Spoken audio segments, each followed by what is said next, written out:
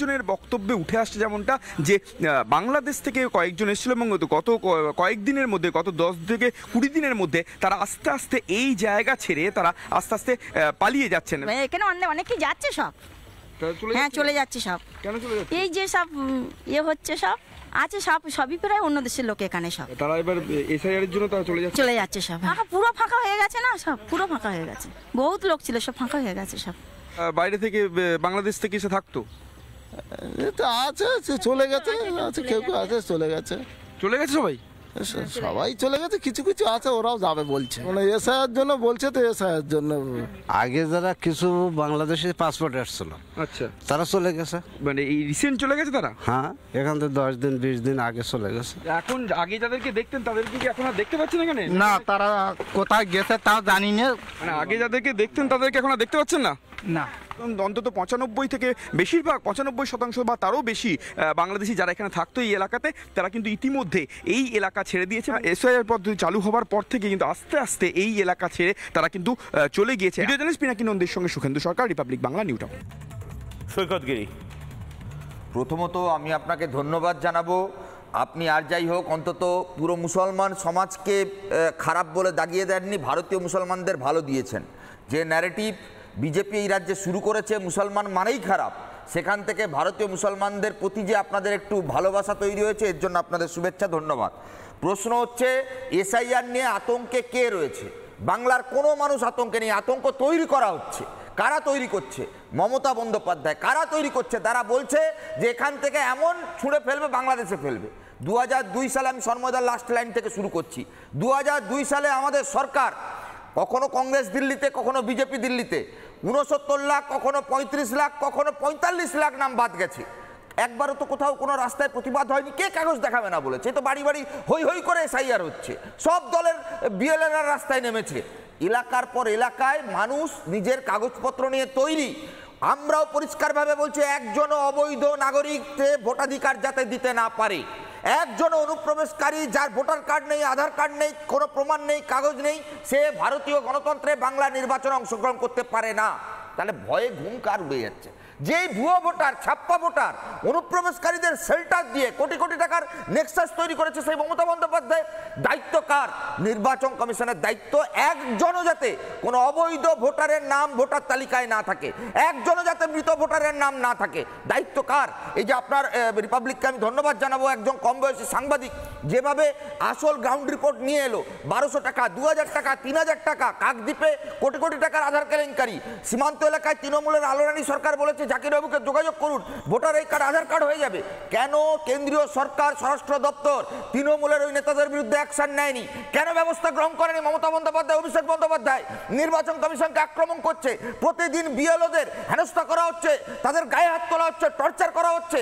তা বিএলওদের এই থ্রেড হুমকির বিরুদ্ধে কেন নির্বাচন কমিশন ওই তৃণমূলের নেতাদের বিরুদ্ধে এফআইআর করবে না?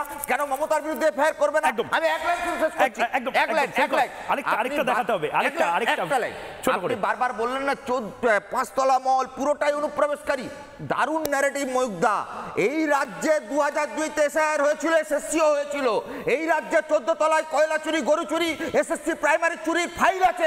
আপনারা সব এসআইআর অনুপ্রবেশকারী। আরে আমি তোমাদের হয়ে কথা বলছি, মোর নাম এই বলে খ্যাত হোক, আমি তোমাদেরই লোক। বুদ্ধদেব ভট্টাচার্য, গৌতম দেবের স্বপ্নের রাজারহাট নিউ টাউনের বর্তমান ছবিটা দেখো, যেখান থেকে আমরা ইনভেস্টিগেটিভ রিপোর্টিংটা শুরু করলাম। কালকে আমাদের প্রতিনিধি পিঙ্কি, তার আগে শেখর, তারা যে জায়গাটা গেছিল, আমাদের প্রতিনিধি পিঙ্কি কি বক্তব্য তুলে এনেছে। প্রথমবার টেলিভিশনে বাংলাদেশি অনুপ্রবেশকারীরা লাইভ বলছে, দেখো।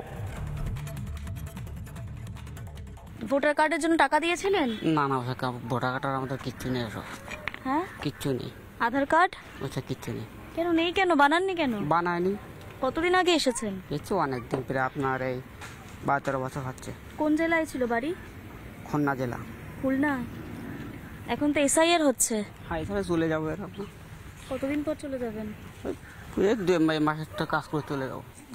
আপনারা কবে এসেছেন? বহুদিন আগে না রিসেন্ট? না, বেশি দিন হয়নি। তাও কতদিন হলো? না, অনেক দিন হয়ে গেছে। আমি ছোটবেলায় এপারে এসেছি। তাও মোটামুটি 10, 12, 13? ওই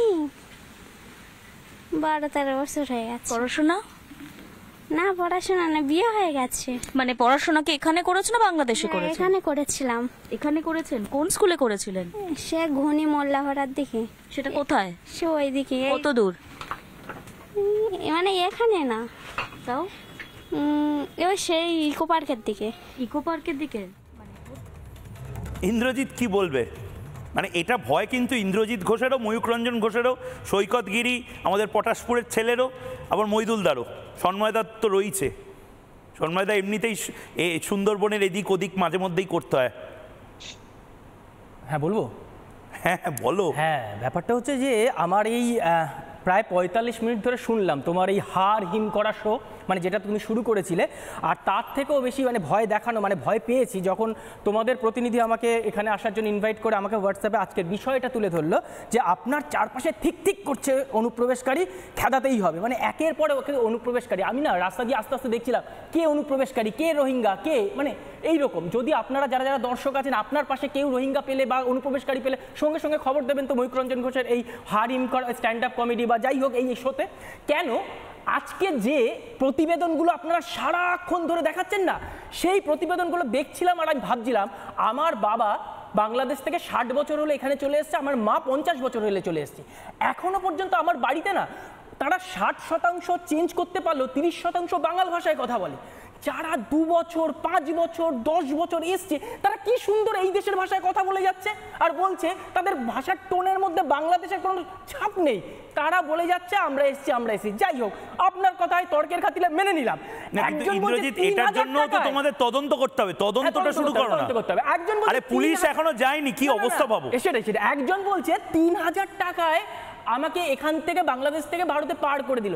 আপনি চিন্তা করুন ময়ূকবাবু, এই ভারতবর্ষের স্বরাষ্ট্র দপ্তরের কঙ্কাল সার শূন্য চেহারাটা তুলে ধরলো তারা, আপনারা এর প্রতিবাদ করছেন না। বিএসএফ কি করছে? 3000 টাকায় বিএসএফ বিক্রি হয়ে যাচ্ছে। তার মানে ভাবুন ভারতবর্ষে একটা সরকার আছে, সেটা তো প্রশ্নচিহ্নের মুখে পড়ে যাচ্ছে। এইটাই যদি আজকের এই ভারতবর্ষের বাস্তব চেহারা হয় তাহলে ভয়াবহ চেহারা, ভয়াবহ। একদম একদম একদম ইন্দ্রজিৎ। নানা ধরনের কন্টেন্ট দেখার জন্য লাইক করুন, শেয়ার করুন আমাদের ফেসবুক পেজ, সাবস্ক্রাইব করুন আমাদের ইউটিউব চ্যানেল। পাশাপাশি অন্যান্য ব্রেকিং নিউজের জন্য অবশ্যই চোখ রাখুন রিপাবলিক বাংলায়।